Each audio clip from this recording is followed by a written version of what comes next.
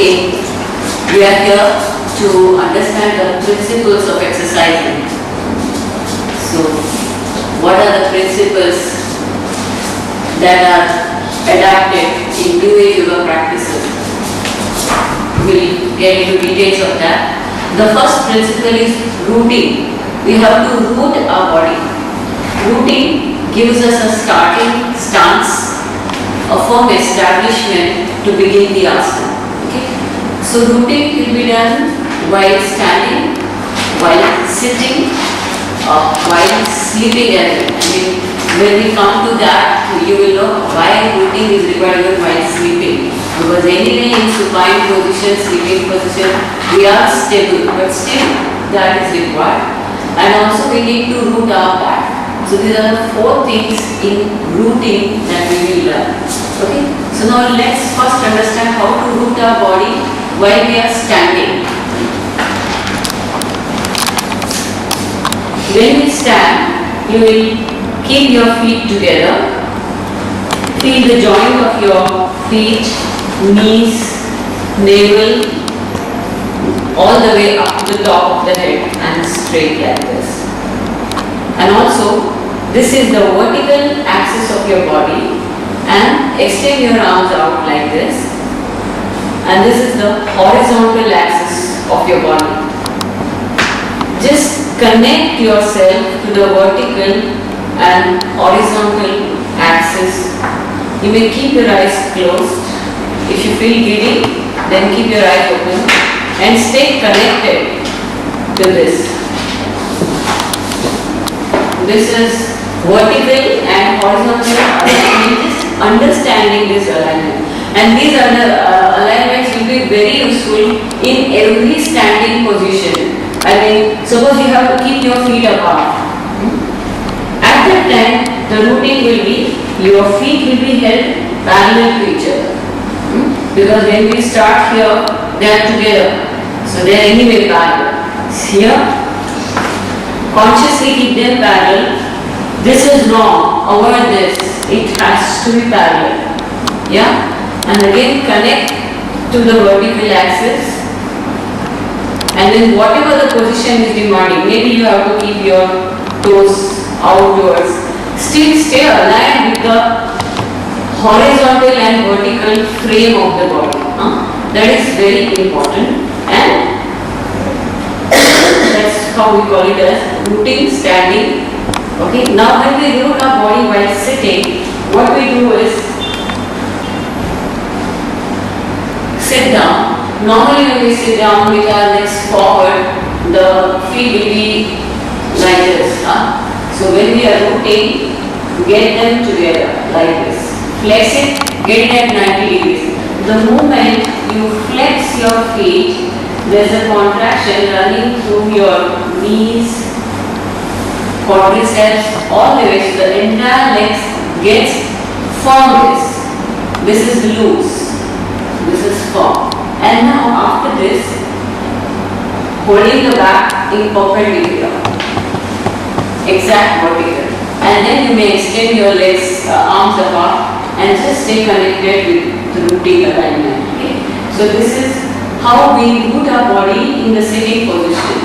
So this kind of rooting will always help you in asana practices. Okay.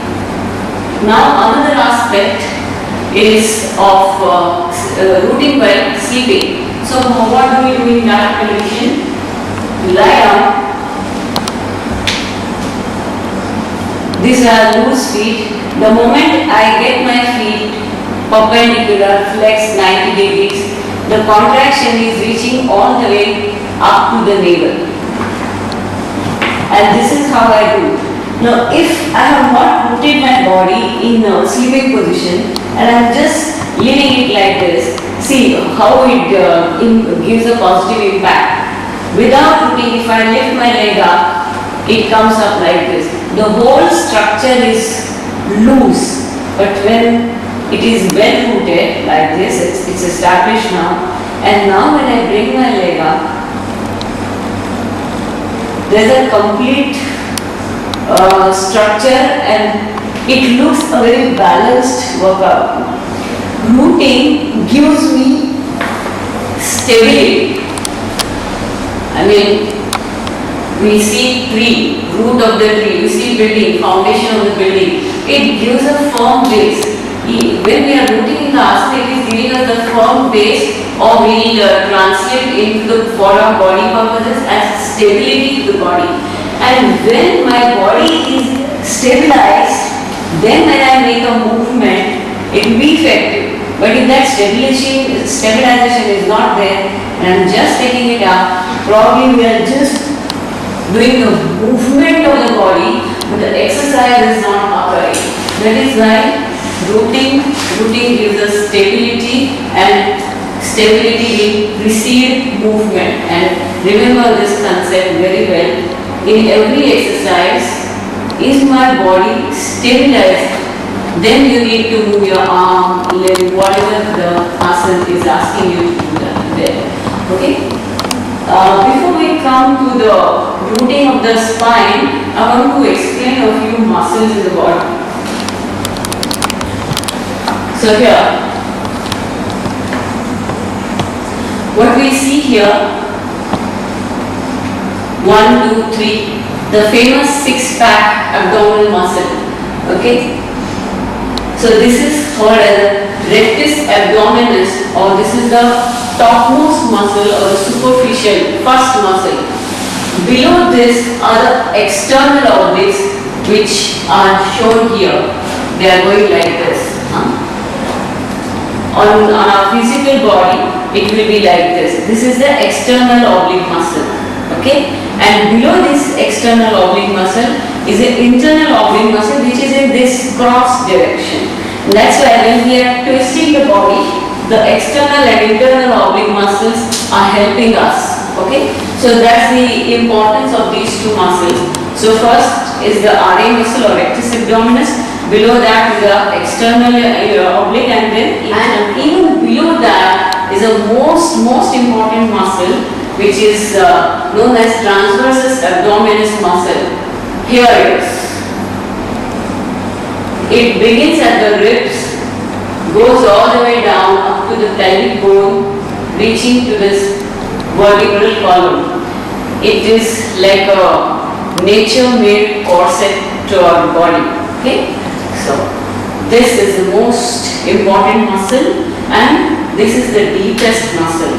So, when we are exercising, if the exercise is done superficially, that is, suppose you are doing crunches, and while doing the crunches, if you notice that the upper layer of the abdomen is going up, or it is bulging a little bit up, that means only this RA muscle, the topmost muscle, is working, and the lowest TVA is not at all working. And we want to exercise this as well. And to bring all these muscles in action, when we are rooting our body, it helps. So how are we going to do that? And one more muscle is this muscle of the pelvic floor. This is the most important muscle, and generally in case of women it is often spoken of pelvic muscle, but it is present in every human body. This muscle is, as you can see, it's like a sling or a hammer, and it's like a plate. At the base of all the abdominal organs, it is like this.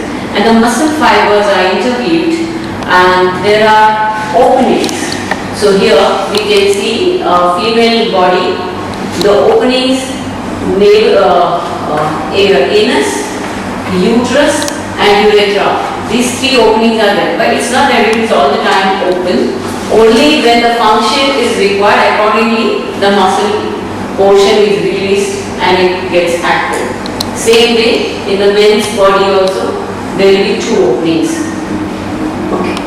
So most important muscle in case of women when they have prolapsed uterus is because this pelvic floor muscle has lost its tone and the uterus slides down.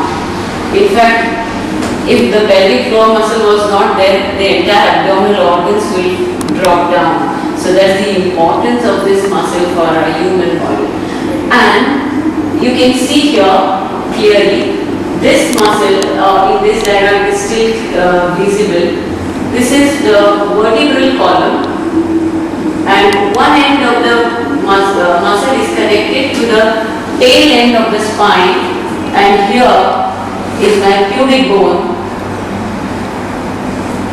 So when I lift this muscle up, just imagine there are two ends here, and if this muscle is lifted upwards, what is going to happen? Just observe my body here. Now, this is my spine curve, and my pelvic floor muscle is relaxed. I am not contracting it. Now, I will contract my pelvic floor muscle. Can you see this? It has pulled my abdomen inwards, and the tailbone, it has become straightened. This arch gets straightened when we are doing this pelvic floor contraction. In strict yoga term, it could also be called as Mula Bandha. Yeah. So this pelvic floor muscle is very, very vital in doing all our exercises. Okay. Now let's see when we are doing rooting. Now if I have to root my body in standing position, when I am holding myself like this, can you just tilt your lift your pelvic bone, pelvic floor muscle up? So what you need to do is just tilt your tailbone little inwards. Yeah. So this is how you will root your body. When you are sitting here, get the minute when my legs are loose, the pelvic floor muscle is also loose. The moment this is established, the pelvic floor contraction is also active. Okay? And we have to maintain the focus on this pelvic floor contraction throughout the exercise. Okay? As we do the exercises, I will still keep telling about it, but these are very basics and you must know.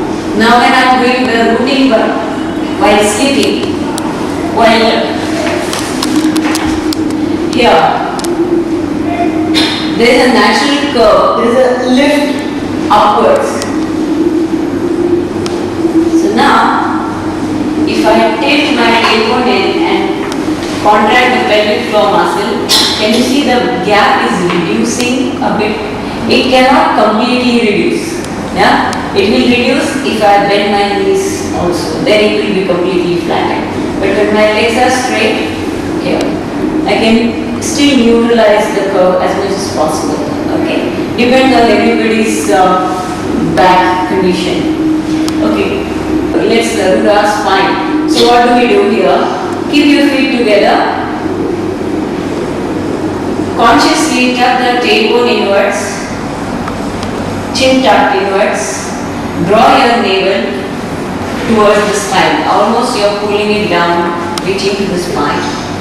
Think of your rib cage here and the pelvic bone here. These two ends, in between there is no bone. As we have rib cage here, it supports the body. But here there is no bone. So the structure that comes from the bone, that structural support will come from the abdominal muscles. You have just seen, we have 4 good muscles there.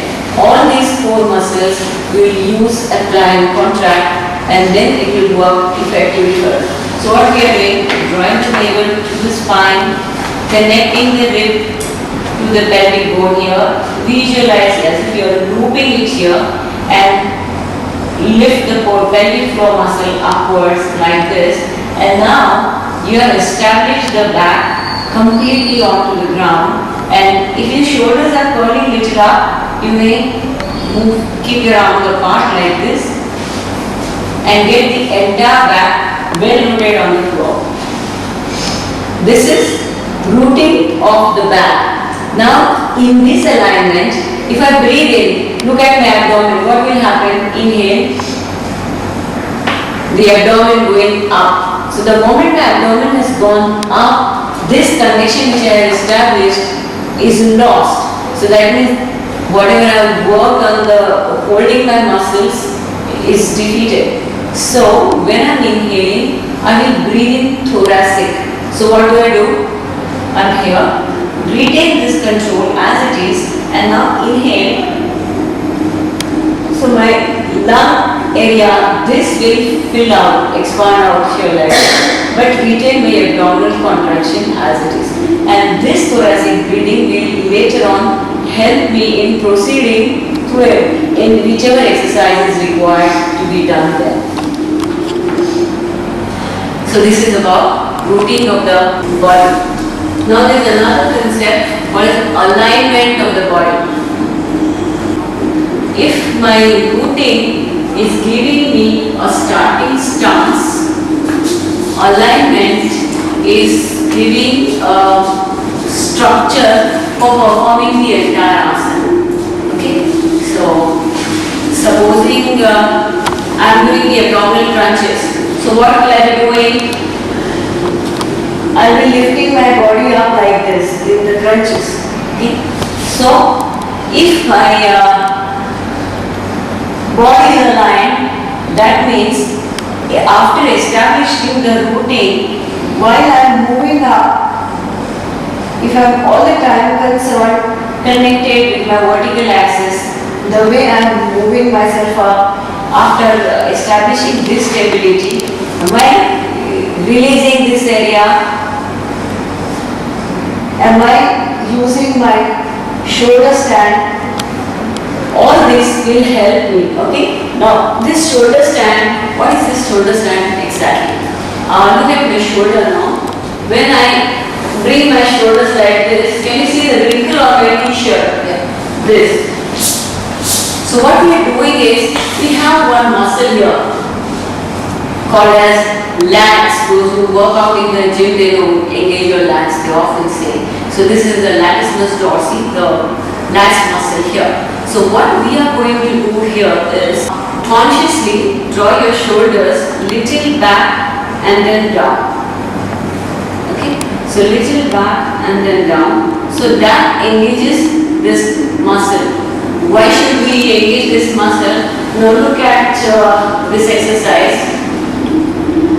Now my hands are here. So if I have not established my shoulder stand and I am proceeding through the exercise, this is how my neck curls. And the exercise has to reach to the abdomen, but it is actually going to the upper back and it is probably causing neck pain. So by doing the shoulder stand, at one we are safeguarding the neck, and second point we are able to reach to the abdominal contraction effectively. These are the two important aspects of shoulder stand. So here, now this is not shoulder stand and this is shoulder stand. And now when I bring my leg up, back like this, my neck is free. Otherwise, the neck is challenged. Okay? So that's why shoulder stand is important. And the contraction is going all the way up to the abdomen. But if this is there, I'm just getting my leg back and forth, but there is nothing happening to the abdomen at all. So shoulder stand is one alignment. Moola bandha or the pelvic floor we just discussed earlier. That is also the alignment that we pay attention to. And another important alignment is chin tuck. That also we referred while we did the rooting of the back and just getting the neck inwards like this. Just a little. Because when I am doing this, it is lengthening the neck. And suppose I am doing the exercise where I have to lift my leg up. So what normally would happen if that attention is not given paid to this portion, then my leg goes like this. So consciously tuck your chin in so that the neck is lengthened and it is safe for the neck. Why we are using all these principles is because we want to establish safety of the practices and effectiveness of the workout. That is why, and so that there is no injury to the body, yeah, obviously. So that is why these principles are very important. Okay, the next principle is control, coordination and concentration. The body movement needs to be controlled. If it has to be controlled, it has to be well coordinated, and only if you are concentrating, it will happen. So all these three are interweaved and they are connected. Okay, we again use this exercise. Now here in this exercise, I have to bring my knee inwards towards the body. So, okay, we establish the body. There is a nice pelvic floor contraction established. The rotating alignment is done well. Shoulder stand is done well. Alignment through the asana, body alignment is also maintained. But if this controlled movement is not occurring, what will happen is my leg will come out like this. So, when I am exercising a control, I am slowly getting it in, and ensuring that it is following its definite path. And for this to follow its definite path, all the supportive muscles have to work in coordination. Otherwise, it's not going to happen. Otherwise, it just come here. So the entire coordination has to happen. So that is why move through the position gently, slowly. Okay. Final position is not important. Just doing it correctly is important. Okay. Now we come to the most important aspect, is the breathing. How do we breathe while we are doing exercise? The golden rule is whenever we are stretching, we are inhaling. So, supposing I am lifting my arms up like this. So, it's a vertical stretch to the body. So, inhale. Whenever I am twisting, exhale. Whenever I am bending forward, exhale. Whenever I am bending backwards, inhale. These are the basic rules. But these can be altered to how I want to work out. Suppose if I have to bring my arm up, that is, I should be inhaling all the way up, right? And then bring it down. So as an initial practitioner, we may do it, but as an advanced practitioner or one who is able to have good respiratory balance, I mean you are able to hold and breathe accordingly, then you will do it like this. Inhaling as you are coming up. At one point you will notice that I am lifting my arm against gravity and then it changes the gravitational pull. So whenever you are changing this gravity, you will change your breathing. So here there is an effort of lifting it up. So inhale. When the effort is ceasing, exhale. Okay? That's what you will have. Even when you are bending laterally like this. When you are dropping your body towards gravity, exhale. But if you want to work more on this lateral stretch, you may choose to inhale. But when you are inhaling in this position, your focus will be on this whole part of the body. And if you want to work on this area, and then you will pay attention to the contraction, then inhale here, and while exhaling, focus on the contraction and proceed further. So you will adapt the breathing accordingly, and then that you will, as you go along, you will know and you will do it. Thoracic breathing is very important, particularly when you are lifting the leg up or you are crunching your body. At that time, thoracic inhalation. So whenever you are doing thoracic inhalation, so probably let's say in your mudra, here you inhale first, exhale you are twisting. So here, instead of having a full inhalation, you could choose to inhale just the thoracic breathing. Exhale, and now bend down. Then this contraction is effectively felt.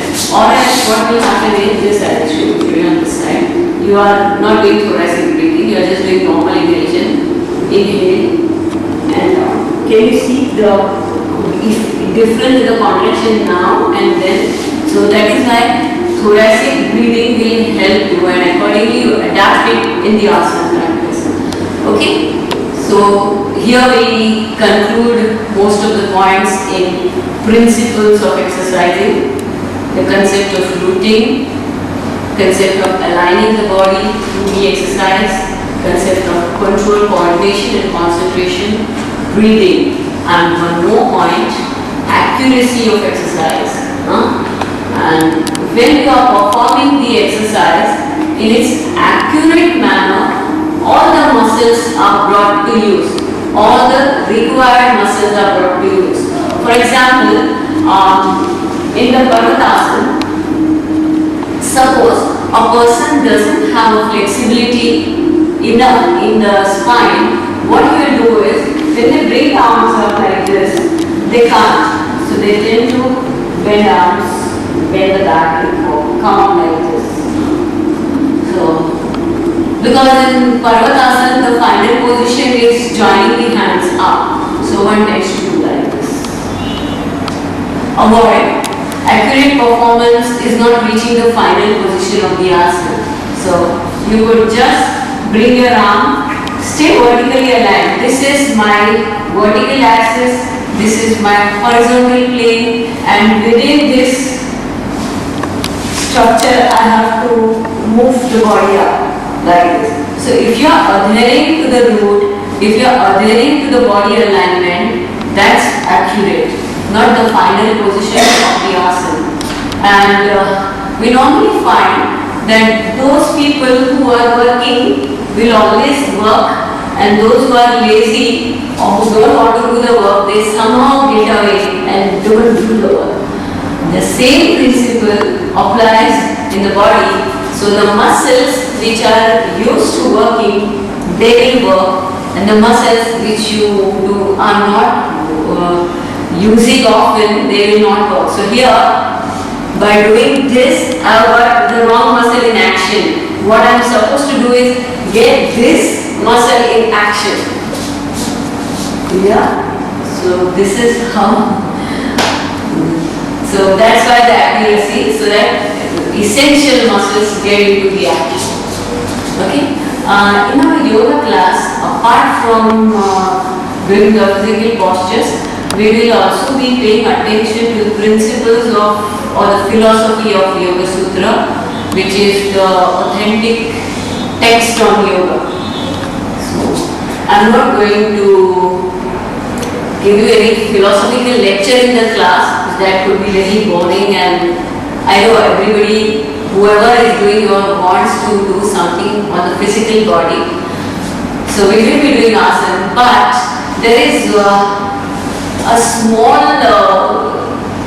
session every 15 days we have it, and we call it as Anusandhana. Anusandhana means steady attention or steadfast paying attention to something. The example is if your mobile is in some other room, you can still hear the ringtone. That's the kind of connection you have with your own mobile, right? So that's the Anusandhana you are having with it, even at subconscious level.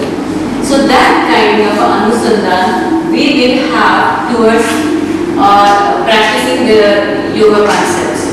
Okay? So the yoga concept will be briefly discussed in class, and it will be written on the note, so it will circulate the note, and we will have a small group discussion on it. And that note is available on the website. I will keep giving you the link to read the page. So if you want, you can print out and keep it as a reference or keep it and on those, there will be 2-3 questions. And you have to work on those questions. They are like thoughts to ponder upon. So during those 15 days, you will work on those. And that's how indirectly, while doing our day-to-day activities, simultaneously we'll work on the principles of or the philosophical concepts of Yoga Sutra of Patanjali. Okay, that's the Anusandhana portion.